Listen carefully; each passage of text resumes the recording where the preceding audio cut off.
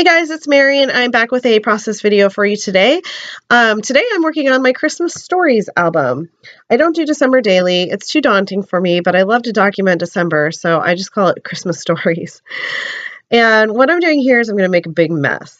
And I wanted to mimic last year's crepe paper snow and cocoa collection. They had a black and white snowflake print, but it was made out of triangles, and the triangles looked like they overlapped one another. So I started off with vellum, and I'm spraying it with some Vibez Before Dawn Shimmerz.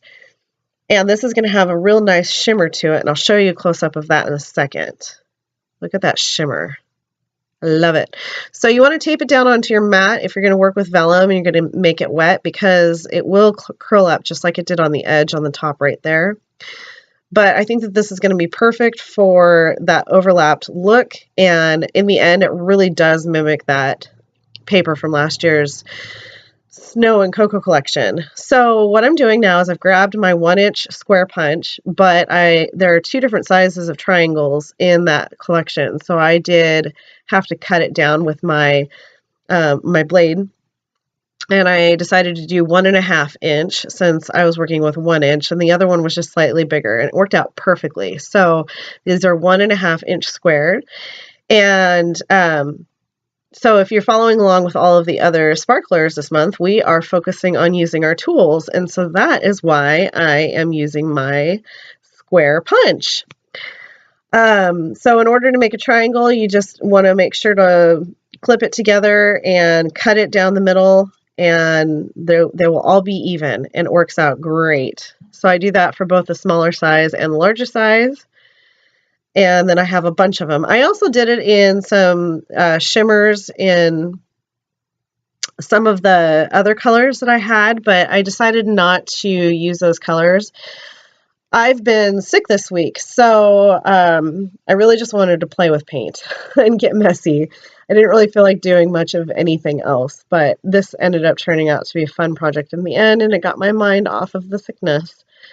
So what you saw me just do was find the center point, and in my Christmas album, it's a 6x8 layout. So I find the center point from where the hole punch is, just to the right of the hole punches, and then I count that as my center point, because I don't want it to like look off when it goes in the album, if that makes sense.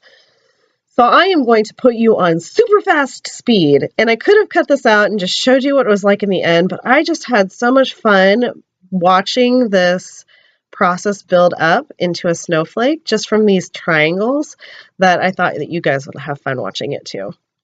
So it didn't take me very long. I just made sure to get my T-square out, and then I eyeballed most of it.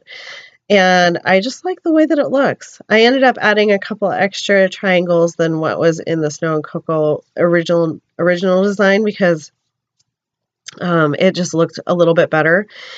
And because I eyeballed it, I needed a little bit more room, or I needed to fill out the middle part a little bit better. So I just sprinkled on some of the blue Vibez Frostbite. These are new colors that are in, or the Frostbite is a new color that's in the SpiegelMom scrap store. And then I will be using the Shimmerz in a pot in just a second on this Decemburrr cut file.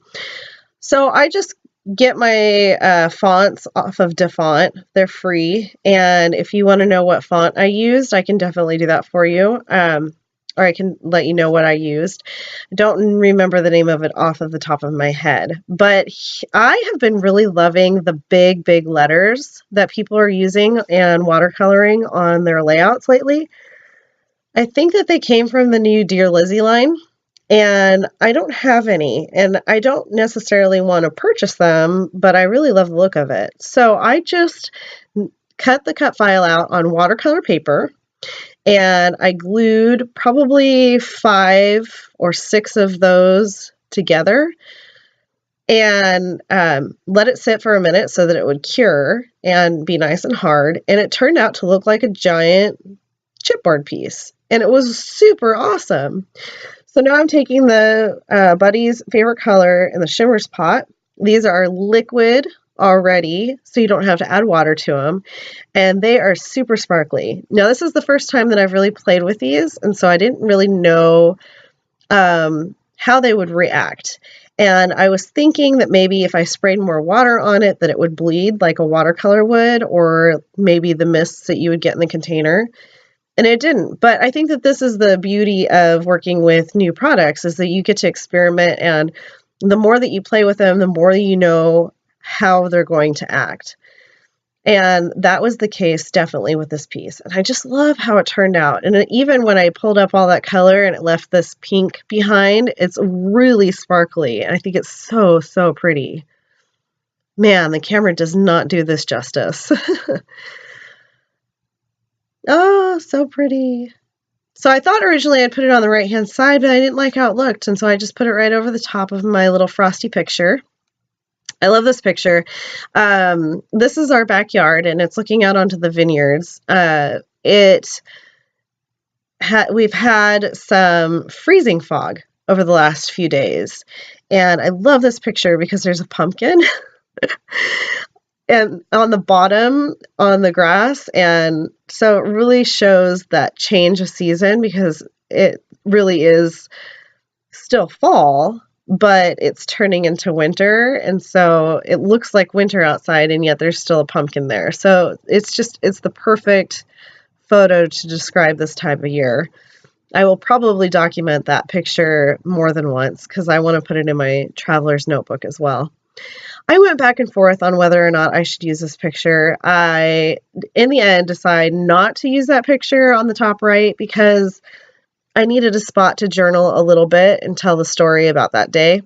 And then I really wanted some more color in here, so I end up trimming this picture down a little bit, and I use this blue and white plaid from the Maggie Holmes Gather collection, and this is a Project Life line, a Becky Higgins line, and it has the rounded corners, and I don't like rounded corners, but I love that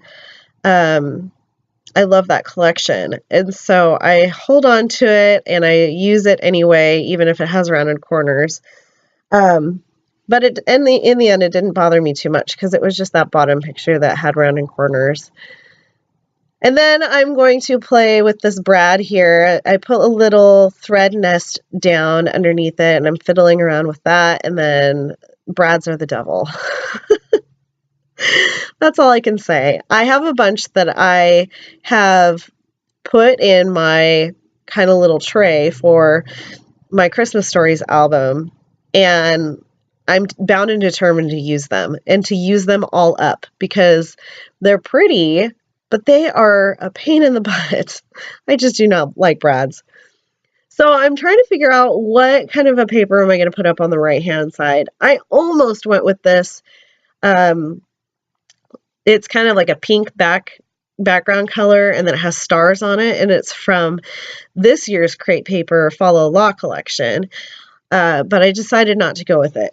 I needed more blue up in that corner, so I will go through my scraps and find some blue in just a little bit. But right now I'm going to put down some stickers from, this is the Pink Fresh Studio Christmas line from this year. And here you see I have a piece of blue and white striped scrap. That is from Hip Kit Club last year. I think that was last January. Wow, I still have that paper left. That's crazy. So what I do for scraps is I end up cutting down my scraps when they get to a certain size. And they've stayed in my scrap drawer for a little bit. If they've stayed in my scrap drawer for a little bit, I will cut them down to 3x4 or 4x6 if I can get a 4x6 out of it, and I'll put them in with my Project Life cards. And I tell you what, I use those more as Project Life cards than I do as actual scraps. So maybe that's a helpful tip for you. If you have a bunch of scraps laying around, cut them down into Project Life cards, then you'll use them more. I promise you. Because Project Life cards, oftentimes, they're just journaling cards. or they are a prompt, or they have an image on the front of them. When I do Project Life, I need more cards that are just smaller patterns or have patterns on them so that I can use them to back photos or use them as layering. So yeah, it's just a really good tip if you like to do pocket style scrapbooking. So what you saw me do there is I used my old embossing label maker and I embossed out "Baby, It's Cold Outside," and then I put the date up at the top left. My camera cut out and I didn't hear it cut out, so I just ended up using a couple more embellishments, and now I'm sprinkling around the Oh What Fun sequin mix that you can find in the shop. And that's gonna, oh, and I also used the Heidi Swap Gold Color Shine in there as well. And you're definitely going to see that in the close-ups, which are coming up real quick.